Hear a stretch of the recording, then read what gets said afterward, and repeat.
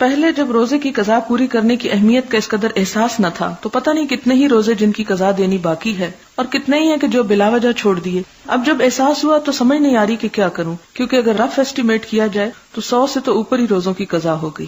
پتہ نہیں کتنے روزے بلا وجہ چھوڑے. لیکن اگر فرض روزے رہتے ہوں تو نفلی روزے نہیں رکھے جا سکتے. میں نے ارادہ کیا تھا کہ رمضان کے علاوہ بھی تمام مسنون روزے رکھا کروں گی، مگر پھر یہ خیال آتا ہے کہ جب تک فرائض ہی نہیں پورے تو نفلی عبادت کا کیا فائدہ. آپ اس طرح کر سکتے ہیں کہ ان مسنون دنوں میں جیسے ایام بیز ہیں یا اس کے ساتھ سوموار اور جمعرات کا روزہ ہے تو آپ ان دنوں میں قضا کی نیت سے بھی رکھ سکتے ہیں.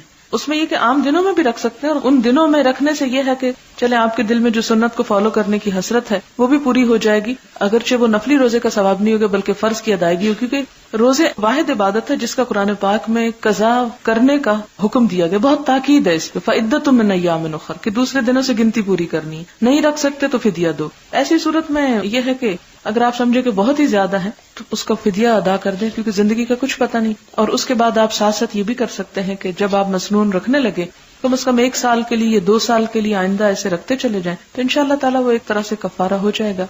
لا علمی کی وجہ سے جو فرض روزے نہیں رکھے ان کی تعداد بھی یاد نہیں. ایسی صورت میں کیا کیا جائے؟ ایک اندازہ کر لیا جائے اور اندازے کے ساتھ آپ رکھ لیں، اور اگر بہت زیادہ بن جائیں تو آپ فدیہ چکا دیں اور جتنا سہولت ہو رکھتے چلے جائیں. کیا عورت اپنے قضا روزے رکھنے کے لیے شوہر سے اجازت لے گی؟ نہیں، قضا روزوں کے لیے اجازت نہیں ہوگی کیونکہ وہ بھی فرض کے زمرے میں آتے ہیں. اگلا سوال ہے، اگر حیض ظہر کی نماز کے بعد شروع ہو تو کیا روزہ مکمل کر لینا چاہیے؟ نہیں. اگر عصر کی نماز کے بعد بھی شروع ہو تو نہیں ہو سکتا. اگر مغرب کی نماز کے 5 منٹ پہلے بھی شروع ہو جائے تو روزہ نہیں ہوگا. جتنا آپ نے گزارا وہ ثواب آپ کو مل گیا، آپ کو ثواب چاہیے نا، لیکن قضا آپ دوبارہ رکھ لیں. کہ ایک خاتون کو پیریڈز کے دوران بخار ہو جاتا ہے، بیماری زیادہ ہو جانے کے ڈر سے وہ غسل نہیں کر پاتی اور روزہ بھی رکھنا چاہتی تو تیمم کر لیں. یعنی اگر پیریڈز میں بخار ہے اور نہانا ہے پیریڈز کے بعد تو نہا نہیں سکتی کہ بیماری بڑھ جائے گی، تو اس وقت وہ تیمم کر لیں، اور جب 1 دن یا 2 دن یا جس وقت بھی وہ سمجھیں کہ وہ ٹھیک ہو گئی ہیں تو اس کے بعد غسل کر لیں. اگلا سوال ہے، اگر کسی کی عادت حیض کے بعد دن کے 11 بجے پاک ہونے کی ہو، کیا وہ روزہ رکھ کر 11 بجے نہا لے تو روزہ ہو جائے گا؟ نہیں، ایسی حالت میں روزہ نہیں ہوتا. روزے کی لمٹ کہاں سے شروع ہوتی ہے؟ سحری کے وقت سے. مثلاً آپ کو سحری کے وقت نہانا تھا لیکن ٹائم نہیں ملا، آپ سحری پکاتے رہے، پھر کھاتے رہے، پھر برتن سمیٹتے رہے. اس کے بعد یہ ہے کہ آپ کو تھوڑا شک بھی تھا کہ میں ذرا ڈیلے کر لوں، آخری ٹائم پہ لے جاؤں، کیونکہ بعض اوقات آخری وقت میں تھوڑا شک بھی پڑ جاتا ہے، 1 گھنٹہ آگے پیچھے بھی ہو جاتا ہے.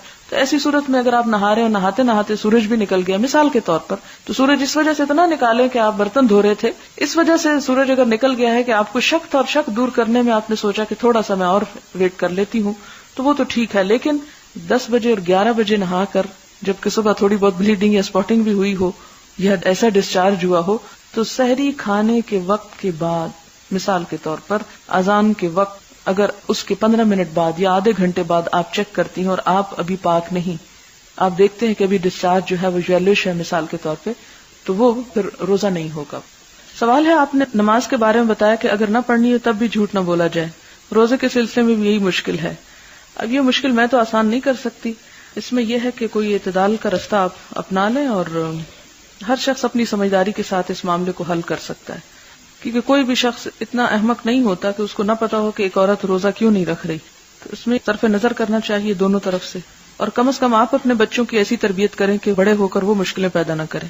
اب مثال کے طور پر جب میری بڑی بچی کو پیریڈز ہے تو 2 چھوٹی کو نہیں پتا تھا، لیکن ان کو میں نے بتا دیا کہ ان دنوں میں نماز نہیں پڑھنی ہوتی اور آپ کے ساتھ بھی ہوگا، اور بہت آرام کے ساتھ میں نے سب کچھ ایکسپلین کر دیا کہ یہ بالکل ایک نیچرل چیز ہے، جس طرح آپ کے جسم سے اور چیزیں نکلتی ہیں اسی طرح بلیڈنگ بھی ہوتی ہے، اور اس میں چونکہ خون ایک گندی چیز ہے اس لیے جب تک وہ نکلتا ہے تو نماز نہیں پڑھنا ہوتی. تو اس کے بعد کبھی مشکل نہیں کہ وہ بڑی کو پوچھیں کہ اچھا تم نے نماز کیوں نہیں پڑھی، یا ایک دوسرے کے ساتھ لڑائی جھگڑا کریں.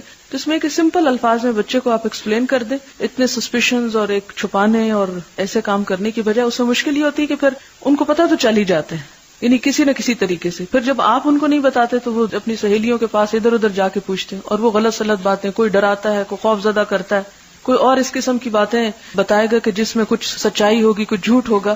تو اس سے آپ کے بچے کے اندر ایک نفسیاتی طور پہ یعنی کمپلیکس پیدا ہو جائے گا. تو بہتر ہے کہ آپ اس کو فطرت کا یہ پروسیجر خود سمجھا دیں، اس کے سمجھانے میں کوئی حرج نہیں. جس طرح ایک انسان مثال کے طور پر روزمرہ اپنی ضروریات سے فارغ ہوتا ہے، وہ بھی فطرت کا ایک نظام ہے. تو بالکل اسی طرح پیریڈز کا آنا ایک مخصوص عمر میں، یہ بھی فطرت کا ایک نظام ہے. تو اس میں اس کو آپ حوصلہ دیں، تسلی دیں، کیونکہ عموماً بچیاں گھبرا جاتی ہیں، خوف زدہ ہو جاتی ہیں، کیونکہ مائیں ان سے ہمیشہ ہر چیز چھپا کے ہی رکھتی ہیں.